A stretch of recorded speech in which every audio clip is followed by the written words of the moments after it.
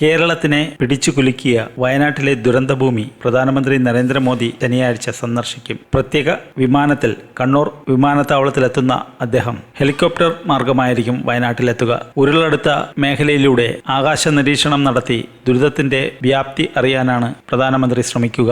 തുടർന്ന് ദുരിതാശ്വാസ ക്യാമ്പുകളിലെത്തുന്ന പ്രധാനമന്ത്രി അതിജീവിതരുമായി സംസാരിക്കും. രാജ്യം പോലും നടുങ്ങിയ പ്രകൃതി ദുരന്തമാണ് വയനാട്ടിൽ ഉണ്ടായത്. ദേശീയ ദുരന്തമായി പ്രഖ്യാപിക്കണമെന്ന ആവശ്യം ഉയർന്ന സാഹചര്യത്തിൽ പ്രധാനമന്ത്രിയുടെ വരവിനെ പ്രതീക്ഷയോടെയാണ് സംസ്ഥാനം കാണുന്നത്. സന്ദർശന വേളയിൽ ദുരന്തബാധിതർക്ക് കൂടുതൽ സഹായം പ്രഖ്യാപിച്ചേക്കും. കേന്ദ്ര സർക്കാരിന്റെ വിവിധ ഏജൻസികളുടെ കീഴിൽ 9 ദിവസമായി ദുരന്തഭൂമിയിൽ രക്ഷാദൗത്യം പുരോഗമിക്കുകയാണ്. സൈന്യവും NDRFും സ്ഥലത്ത് ക്യാമ്പ് ചെയ്യുന്നുണ്ട്. വയനാട്ടിലെ സ്ഥിതിഗതികൾ കേന്ദ്ര സർക്കാർ നിരീക്ഷിച്ചു വരികയാണെന്നും ആഭ്യന്തര മന്ത്രാലയത്തിൽ 24 മണിക്കൂറും പ്രവർത്തിക്കുന്ന കൺട്രോൾ റൂം തുറന്നിട്ടുണ്ടെന്നും കേന്ദ്രമന്ത്രിമാരായ ജോർജ് കുര്യനും സുരേഷ് ഗോപിയും പറഞ്ഞിരുന്നു.